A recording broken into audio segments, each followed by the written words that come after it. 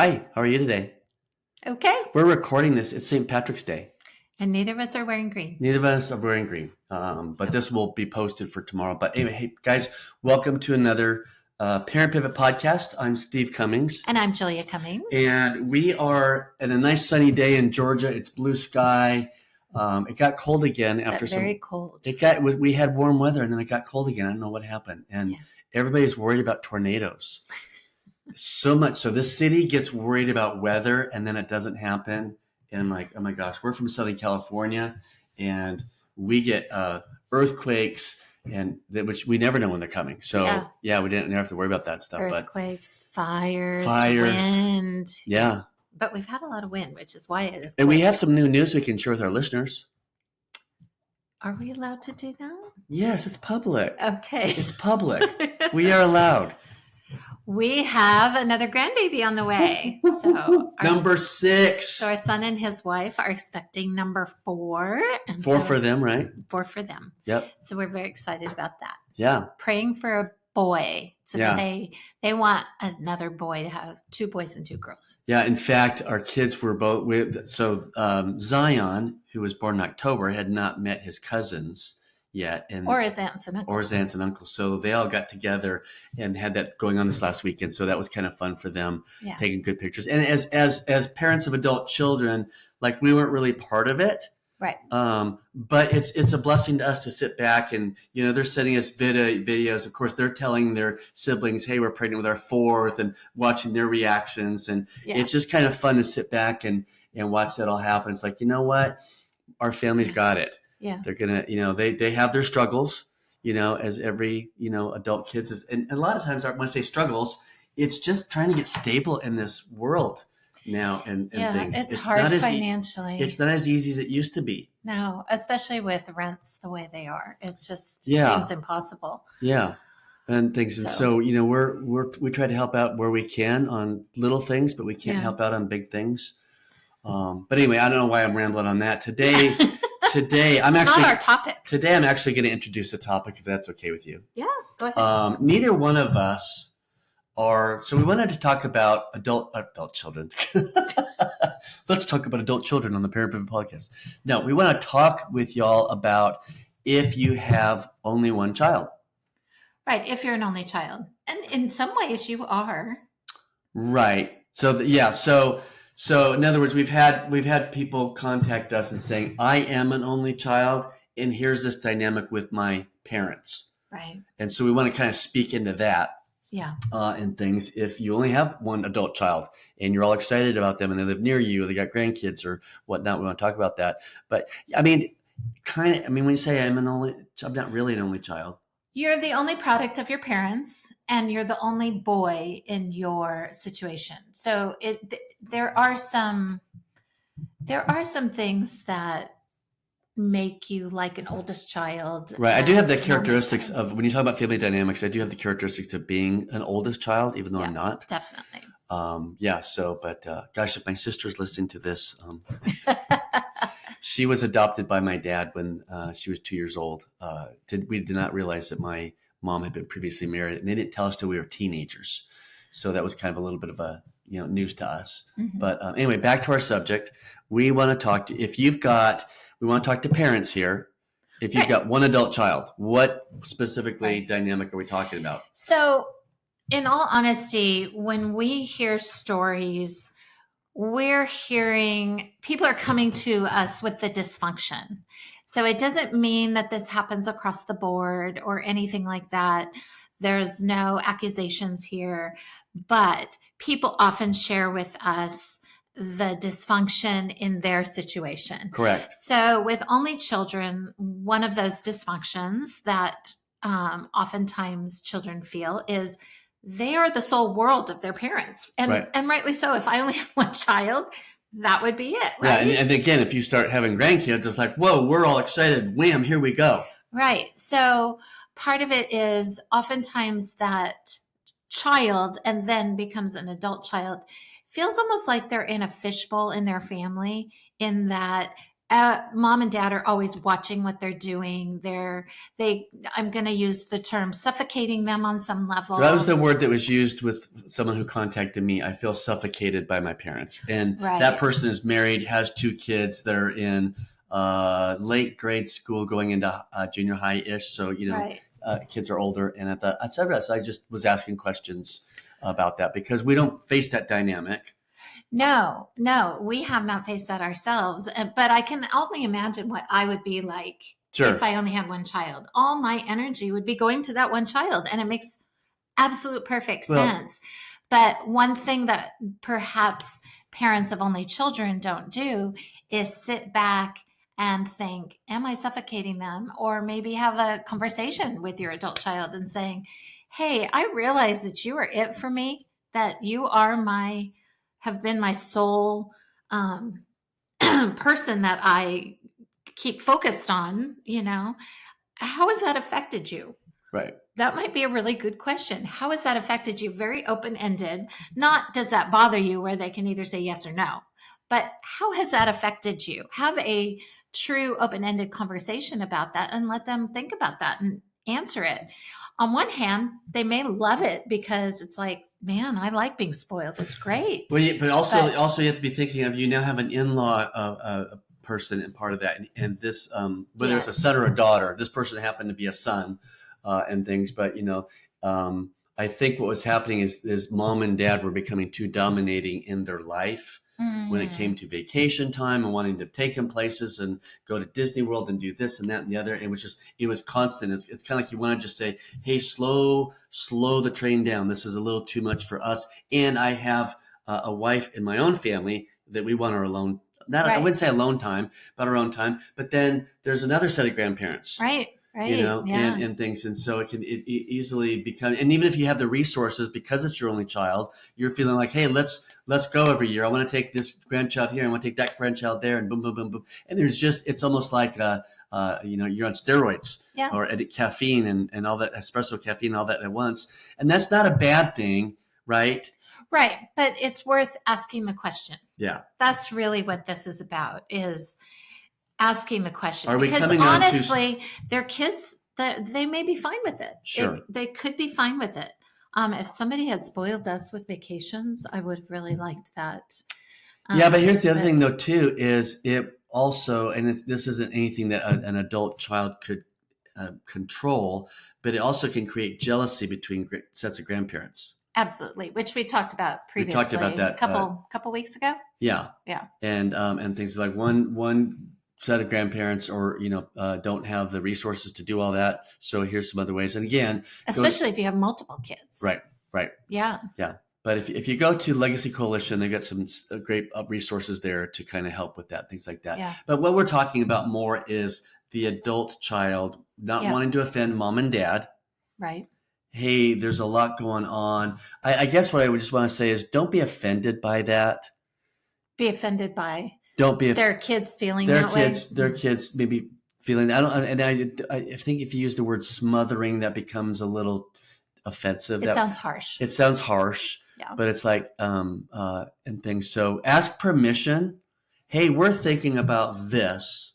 What are your thoughts? What are your thoughts? Open ended. Yeah. Don't Rather than say this is what we're going to do and when can you guys make it? right. Don't assume that that's going to. And even if you've been doing it for a long time, I don't know.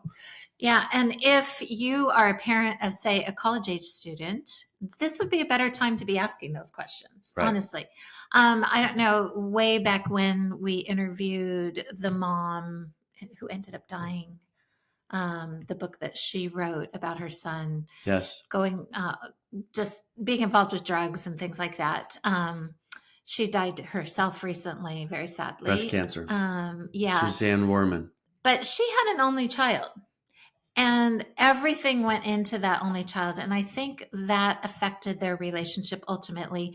I mean, she talked about getting into, on college campuses. And I suppose they do it for parents, but you can log into different cameras in different areas of the campus. Don't do that. And so she was watching her son's dorm Why to did they do see that? when he was coming and going. Oh And my goodness. well, she was concerned about him being on drugs. So she had her reasons in her head, still not healthy. But all of her focus was on that. And I would venture to say it's easy when one person in the family has an issue to really truly focus on that. So even if you have multiple kids, oftentimes that can be an issue. Right.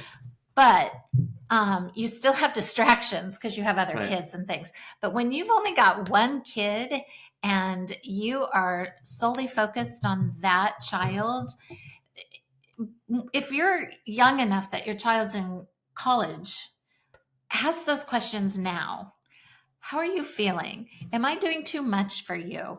Blah, blah, blah, blah, blah. I need to dial it back. So And, you need to as dial I'm it sitting back. here, as we're talking about it too, a lot too, as I'm thinking about this person that had this conversation with, it was just a short conversation. A lot too depends on the wife, the other, like your in-law child. Like, so Spouse. their spouse. If they don't have a close relationship with their parents or any relationship, then all the attention and doing all the fun things and vacations and whatever with grandkids, that seems normal because at least you've got a set of grandparents doing that. Right. I think what was going on here in their particular dynamics, and again, this is why we're just trying to speak into this, and really we're always talking about awareness and asking permission, asking good questions, and really identity. It's like, we talk a lot about identity. Like, are we getting our identity from our kids? And do we have a life of our own outside of our kids? Right. And if we hear something like, oh my gosh, we're feeling smothered, or my parents are always, want to do stuff and whatever. And it becomes, I don't want to say no, and I don't want to offend them because they're being very generous. I have to ask the question, where's the identity coming from? Is it because, it's like, this is who I am and what I do? Then we have to back up, and that's a whole different issue. We've talked a lot about identity on our podcast. And it's hard to change and take the mom hat off and the dad hat off because we always have that hat. It just shifts. Well, and it becomes our identity because we do it so intensely for so many years. Yeah. And we find great joy and pride in it. As long as my kids are still living, I'm dad to them. Right. So when it's kind of ripped from us on any level, even saying dial it back a little, it doesn't mean you're going away, but dialing it back, that's a big jolt and change. Yeah, it is. It is. And change is tough. I mean, we want to be around the people we love the most that bring us joy. We get that. Mm-hmm. And we've had to dial back our wanting to do that. And we just have to sit back and we've pivoted. We've pivoted to this other side, and it looks different. And so I think beneath everything, we have to be thinking, hey, are you pivoting well? Have you pivoted? Are you over in the partner phase? Because if you're in the partner phase, then you're going to keep your mouth shut and the welcome mat out, and you're going to wait to be invited into stuff. So if you've got all this enthusiasm and resources and money, and you just want to, that's all you want to do is do things with your adult child and their kids and whatever, that may be an area that needs that's overly being pursued. I'm trying to say it in as gentle words as I can without being offendable or offensive. Yeah. I had a client once who had an in-law parent who thought that they could basically tell their grandkids where they were going to go to college and things like that. And, that just, it didn't work. And again, an only child situation where this adult parent or, this older parent thought that they had that kind of control and say over their grandchild. And again, it's just like, man, the more I hear these stories, I just think, you guys chill out. Let people, I'm sorry, I'm being offended. I'm being offensive.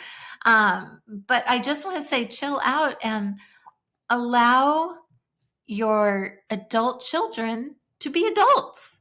Right. And if that means that they can't do a vacation with you this year because of things going on in their family, great. Don't be offended by it and go, that's fine. I mean, we mentioned this before in the podcast, this last Christmas, all of our kids were off with their in-laws, and we could have easily been offended and sat at home and felt whatever. We said, nope.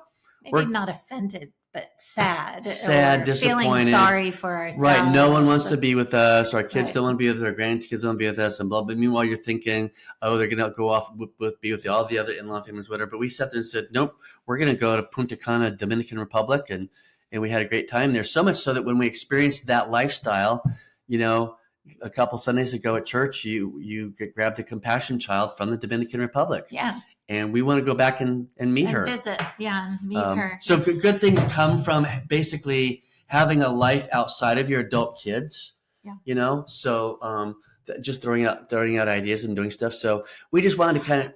I got more to say. Hey, everybody. You're like about ready to run down. Well, no. No. Julie has more to say. So I want to go back to the college age student.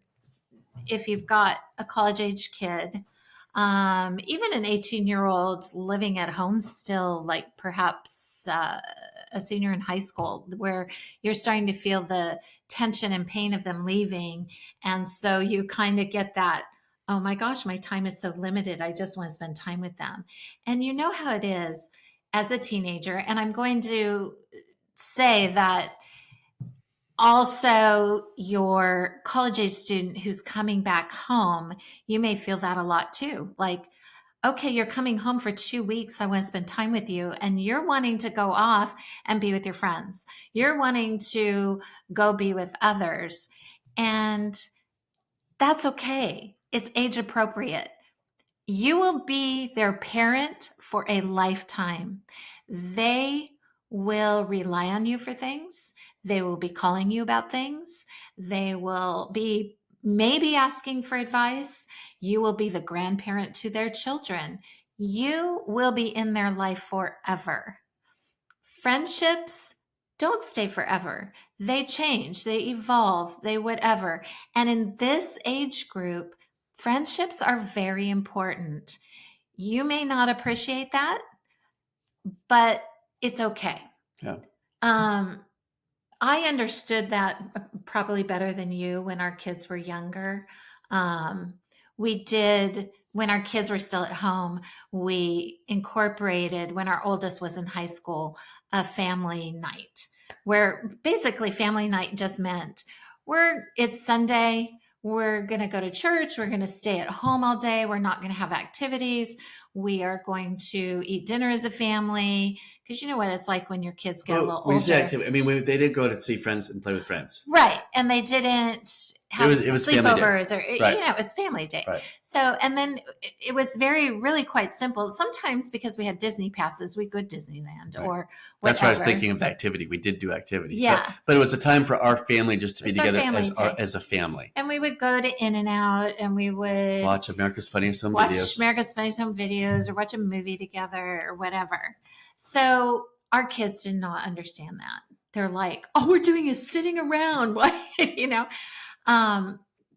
So we saw the writing on the wall that our kids were going to be leaving home. And we were like, we need to have family time because this isn't going to last for very long. Now our kids appreciate it probably a lot more than they did back then. That's their parents. But when they got older, when they were adults, we didn't really, it's not like we demanded that of them. No. If they were living at home, they could join or not join. We still had family night. We still did those things. Sometimes it's, I want a free meal from In-N-Out, and they'd come to In-N-Out, but then they were gone. It was not up to us to force that upon them. And they needed to be independent on some level. We did the empty nesting thing so well, you all. Do you know where I'm going with this? Here's where I'm going with this. We did this so well. We moved away from them and left them in the house and moved up to the Pacific Northwest.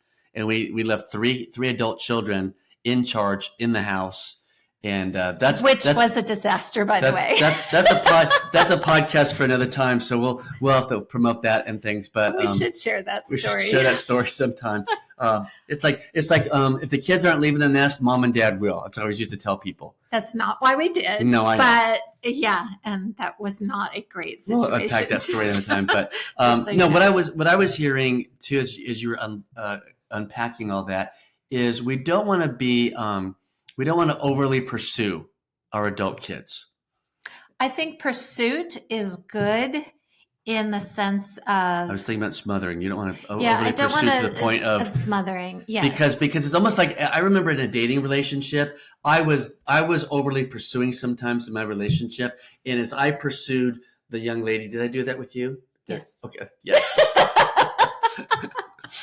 As I overly pursued you, it's like, oh my gosh, what's going on? You didn't like that, and it pushed you away. Mhm. And what I needed to do was pull back and not overly pursue you, and that brought you closer to me.